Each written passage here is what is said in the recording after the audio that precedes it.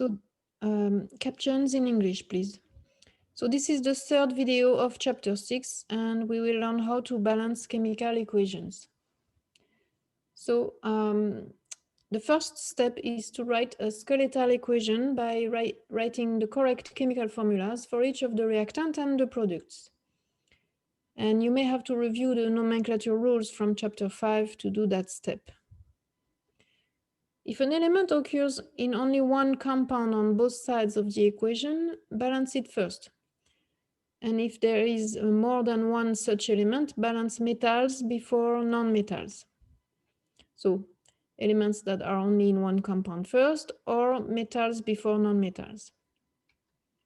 If an element occurs as a free element, for example, oxygen gas from the air is just O2, or carbon, graphite, for example, is just C. And so a free element like that on either side of the chemical equation is convenient, and you want to balance it last, because always balance free elements by adjusting the coefficient on the free element. And this will only change the number of that element because it's by itself. If the balanced equation contains coefficient fractions, change these into whole numbers by multiplying the entire equation by the appropriate factor. And step 5, check to make certain that the equation is balanced by summing the total number of each type of atom on both sides of the equation. So in the end, you want to make sure all kinds of atoms are conserved in the kind and in the number. Remember, change only the coefficients to balance a chemical equation. Never change the subscript. The formula that you establish in the first step should be the correct one, and you should never change the subscript of a formula. This is not allowed because you would change the compound or the element into something else. So let's go through an example. Write a balanced equation for the reaction of solid silicon monoxide with chlorine gas to yield liquid silicon tetrachloride and oxygen gas. So use your knowledge of chemical nomenclature from chapter 5 to write a skeletal equation containing formulas for each of the reactant and product. The formulas for each compound must be correct before you begin, because if you are trying to balance an equation with compounds with incorrect formulas, you will never succeed to balance it. So make sure you have the correct formulas before you begin balancing. So in our example here, we have solid silicon monoxide reacting with chlorine gas. So these two are the reactant. We'll write them on the left. Solid silicon monoxide. So we have silicon, Si. Monoxide means we have one oxygen. So it's going to be SiO. And S to show that it's a solid. It reacts with chlorine. Chlorine gas is Cl2. That's the elemental chlorine. You know, in its elemental form, chlorine is found as the diatomic molecule Cl2, and it's a gas. Then you place the arrow and show that it yields liquid silicon tetrachloride. Silicon, so Si again, tetrachloride means we have 4 chlorines. So SiCl4, and that's a liquid. And then oxygen gas is just O2, that's the elemental oxygen. So that's the oxygen in its elemental form. And that's a gas. So now we will count the number of atoms on each side. So on the left side, we have 1 silicon. Right side, we have 1 silicon. 1 oxygen on the left side, 2 oxygen atoms on the right side. 2 chlorine atoms on the left, and then 4 chlorine atoms on the right. So notice how we use the subscript to know the number of atoms we have. So since both oxygen and chlorine occur as pure elements, you want to balance those last. But silicon is already balanced. So you move on to chlorine. You will balance oxygen last. Oxygen tends to be in a lot of compounds. Here it's just in one in each side, but oxygen usually tends to be in a lot of compounds and you want to balance it last. So let's balance chlorine, and a coefficient of 2 in front of the chlorine Cl2 on the left should balance the chlorine because we have 4 chlorines on the right, 2 chlorine on the left. So by placing a 2 in front of Cl2, we have 2 times 2. So the coefficient 2 multiplied by the subscript 2, and that's 4 chlorines now on the left. So that balances the chlorine, and we still have the oxygen to balance. So we have 2 oxygen on the right, 1 oxygen on the left. A coefficient of 2 in front of SiO here would balance the oxygen because you want to have it 2 oxygen on the left. So place the coefficient of 2 in front of SiO because that's the molecule that has the oxygen. This way you multiply by subscript of 1, and that's 2 oxygen atoms now on the left side, just like on the right side. So however, when you place a 2 in front of SiO, it changes the number of silicon because the 2 also applies to silicon. So now instead of 1 silicon, we have 2 silicon on the left and still 1 silicon on the right. So we will need to balance silicon now. And for this, you will add a coefficient in front of silicon tetrachloride. And by having a 2 in front of silicon tetrachloride, we can balance the silicon. So a 2 in front of SiCl4 makes it 2 silicon atoms on the right. However, when you place a 2 in front of SiCl4, it also changes the number of chlorine. And so now we have 2 times 4, 8 chlorines on the right. And so it's not balanced anymore because we have 4 chlorines on the left. So we will need to change the coefficient in front of Cl2.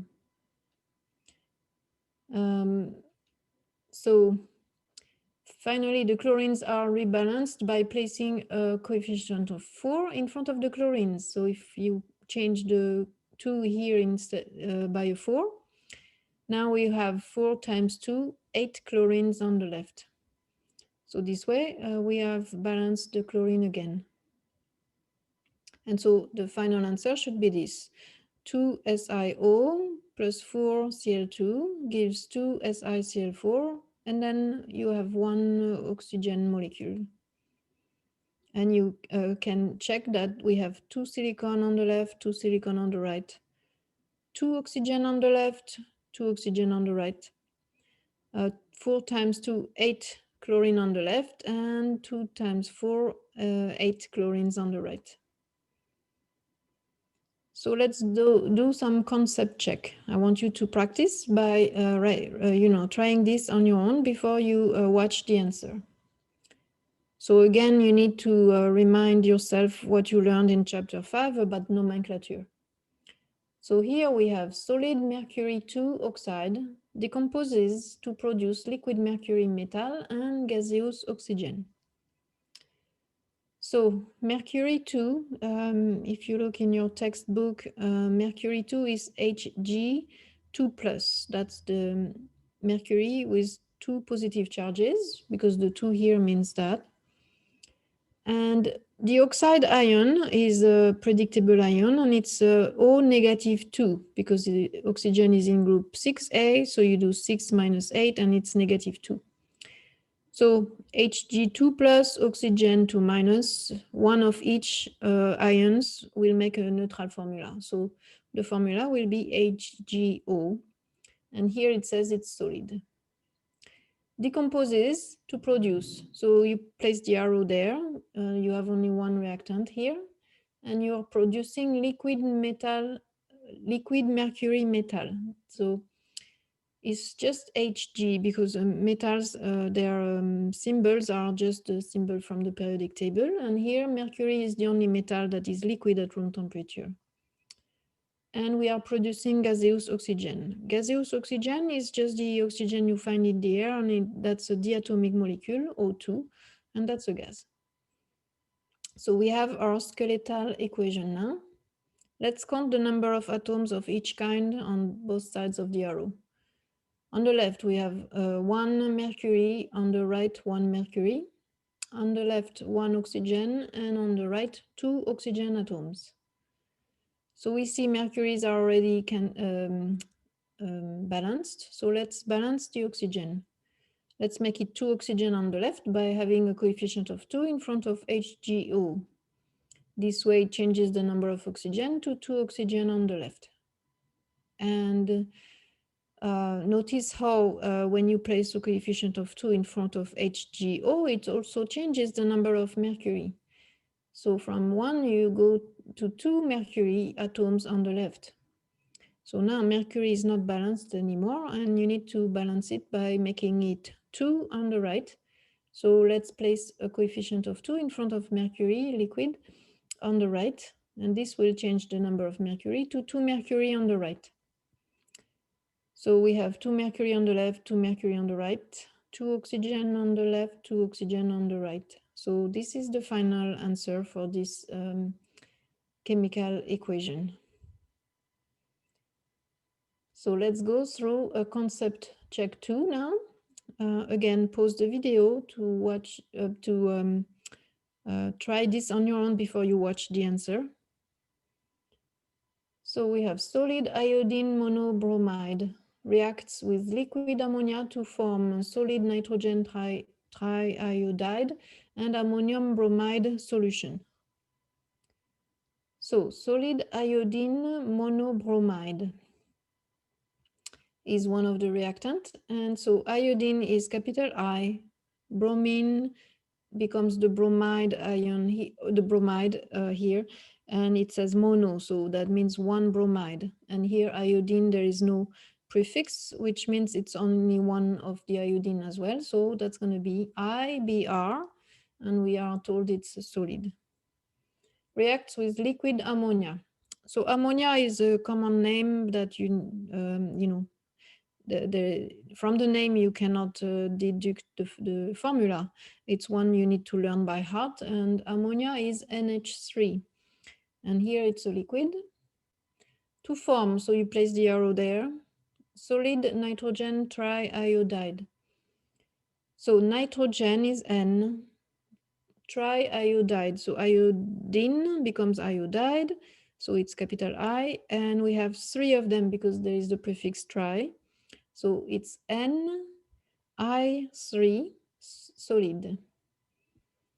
And finally, ammonium bromide solution.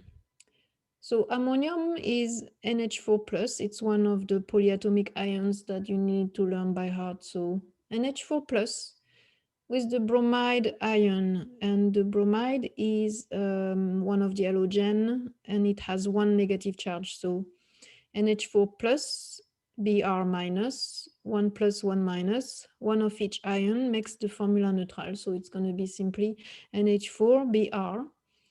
And then it's a solution. A solution means this is a salt that is dissolved in water. So the state of matter will be aqueous here. So AQ represents aqueous solutions. So here we have our skeletal chemical equation. Let's count the number of atoms of each kind on both sides of the arrow. So we have 1 iodine on the left, 3 iodines on the right, 1 bromine on the left, 1 bromine on the right, 1 nitrogen on the left, and then 2 nitrogens on the right because there is 1 in Ni3 and 1 in NH4Br. So 2 nitrogens on the right. And finally, hydrogen. There is 3 hydrogens on the left in the ammonia, and then 4 hydrogens on the right in the ammonium ion. So let's start by balancing iodine, and let's make it 3 on the left side to make it equal to what's on the right side. So let's place a coefficient of 3 in front of the molecule that has the iodine, and that's IBr. And so by doing that 3 here, we have now 3 iodine on the left. But putting the 3 here also changes the number of bromine. So from 1 bromine, now we have 3 bromines on the left. So let's balance the bromine and make them 3 also on the right. And so this means you need a coefficient of 3 in front of NH4Br because that's the molecule that has the bromine. So that will change the number of bromines to 3 on the right side. But when you place a coefficient in front of this formula, it changes the number of nitrogen. So now we don't have 2 nitrogen on the right anymore. We have 1 plus 3. So 4 nitrogens on the right. So let's balance the nitrogens now, and let's make it 4 nitrogen on the left by having a coefficient of 4 in front of ammonia. This way it changes the number of nitrogen to 4. But when you place a coefficient of 4 in front of ammonia, it also changes the number of hydrogens. And so now we have 4 times 3, 12 hydrogens on the left. So we need to have 12 hydrogens on the right. And notice how actually the coefficient of 3 that we had placed earlier makes it 12 hydrogens on the right already, because you do 3 times 4, the subscript 4 for hydrogen, times 3, the coefficient, and that's 12 hydrogens on the right. So it's already balanced. And so that's the final answer. Let's check that we have 3 iodine on the left, 3 iodine on the right, 3 bromine on the left, 3 bromine on the right, 4 nitrogen on the left, 1 plus 3 nitrogen on the right, and then 4 times 3, 12 hydrogens on the left, and 3 times 4, 12 hydrogens on the right.